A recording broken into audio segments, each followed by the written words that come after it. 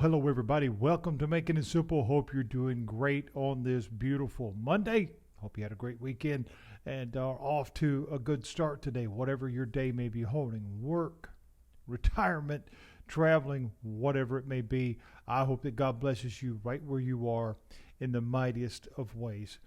We started a brand new teaching lesson last week as we were ending off the week on Thursday with a brand new teaching. As we came out of what is sin,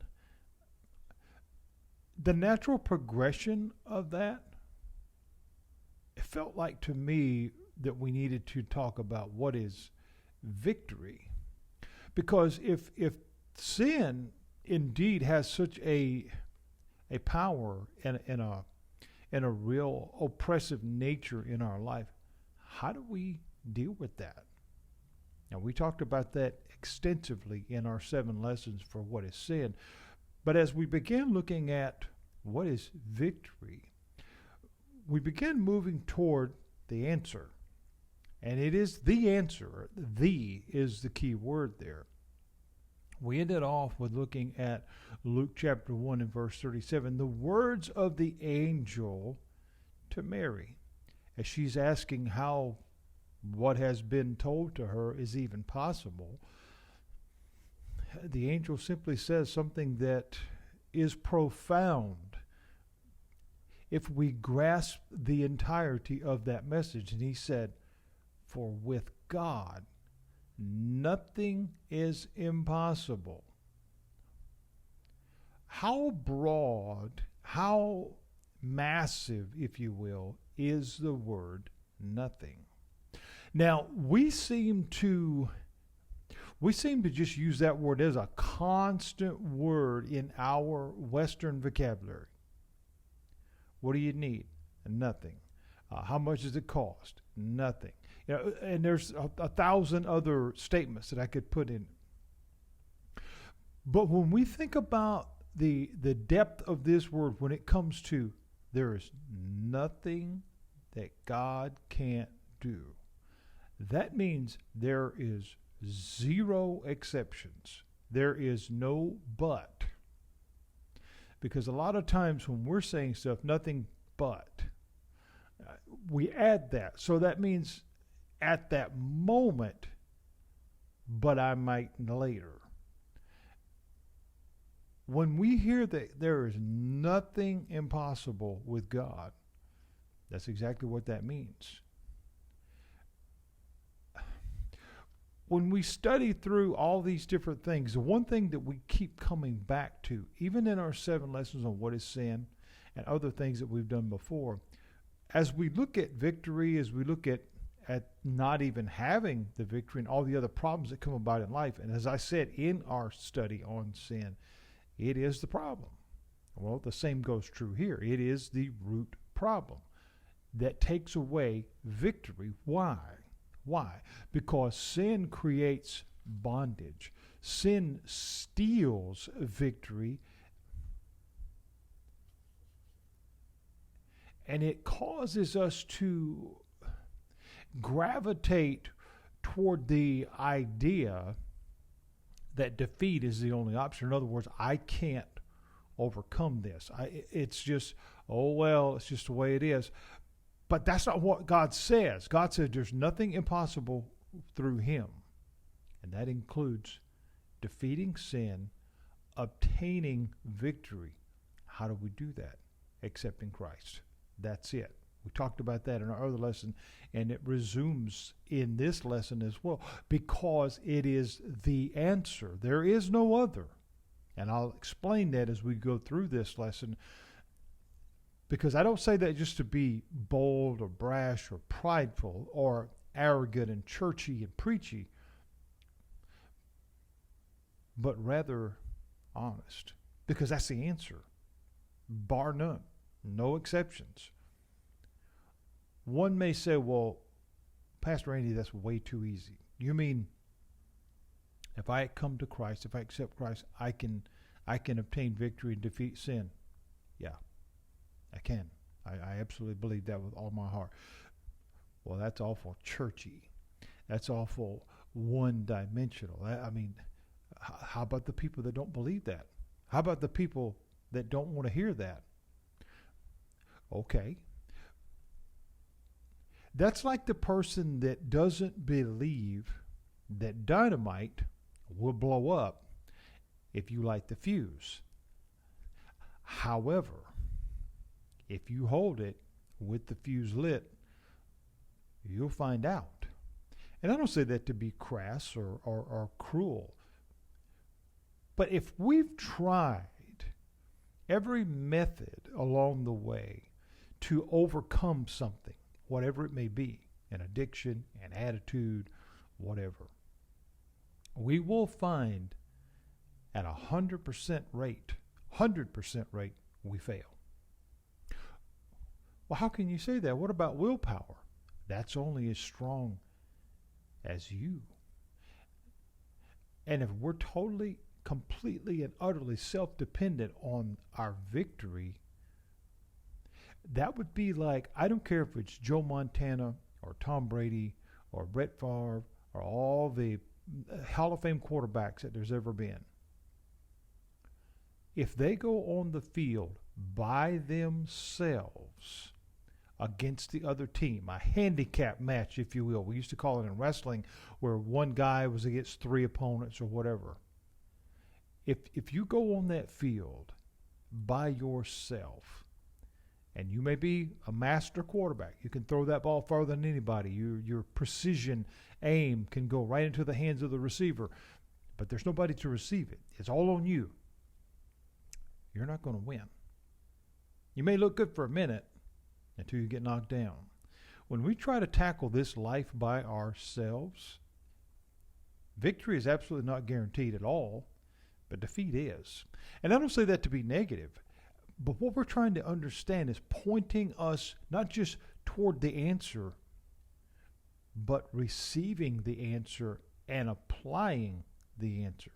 Colossians chapter 1, beginning in verse 13, it says this: God rescued us from dead-end alleys and dark dungeons.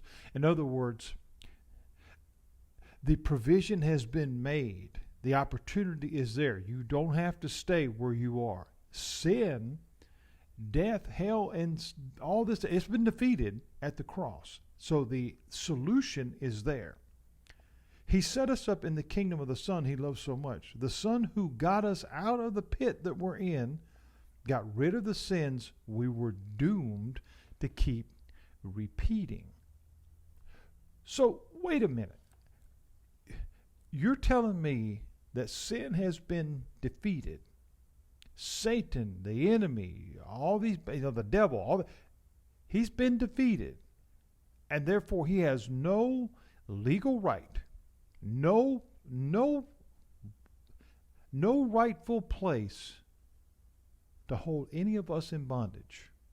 That's exactly right. He lost. He lost. We find so many that are bound and that are placed in this unhealthy, physically, mentally, spiritually, emotionally, every other kind of way, place with a captor that has no power. We have to understand, friends, the enemy does not have power that we do not give him. He is powerful. He is cunning and slick and deceptive and all these other things that liars are. And you will meet them in life. I've met many. I have dealt with many, that are very deceptive, that are very cunning, that are always trying to do people wrong. That's him. That's what he does. Because he wants to get us to believe there's no other answer. It's just like the person that will try to convince you they have all the answers. They have the key, if you will, to your future or to your success. And they cause you to try to believe that by different methods and different deceptive tactics, only to find out not only can they not open the door, they never had the key to start with. They were lying the entire time. I could give you some great examples of that. And maybe in another episode I will. But that's the enemy. He's always saying, hey, come, let's try this and let's try that. And, oh, it'll be great.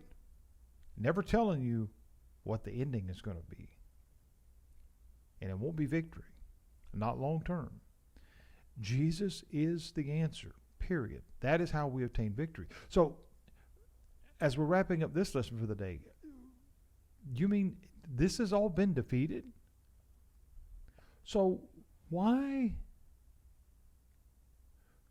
if the victory is available, if the victory is mine to have, why do we look around and why are so many still living in defeat?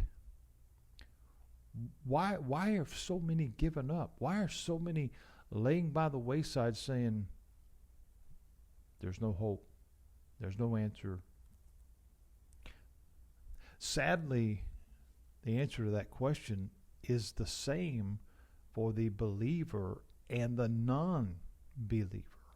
You see, we find the problem on both sides of the fence. This is not exclusive to the person who has rejected or said no to Christ. This is absolutely a problem within the confines of, we call the church or the body of Christ or all believers around the world. This is not exclusive to just a person that has said no, or I don't believe that, or the atheist or the agnostic or the idiot or anybody. And I'm not being cruel. But the problem is believing, or the lack thereof. You see, the Bible teaches that Jesus atoned for all sin, past, present, and future, for all who will believe. That's the key word, friends. That is the key word. If one does not believe, then their bondage remains, or it continues, and victory does not come. We'll talk about that tomorrow, and the logical understanding of this. And I'll give you this illustration as I close. Many of you know, most of you know, that's followed anything that I've done. I've shared that my prior life was law enforcement before ministry. If one has handcuffs on and refuses to take them off or have them removed by the officer who has the key, the opportunity to have their freedom restored is there because the key exists. But they say, no, I'm not sure. I don't know if that key will work. It might be the wrong size. I'm not sure. And so therefore they remain in the bondage, although the answer is right in front of them. This is the same exact principle. We have the answer. His name is Jesus. We just find more often than not, we don't believe that. Therefore, victory remains the elusive thing that we keep looking for, but it's right there. We'll talk more about that tomorrow. God bless you. Thank you for joining me today, for making it simple. And Lord willing, I'll be back with you tomorrow for another lesson about what is victory.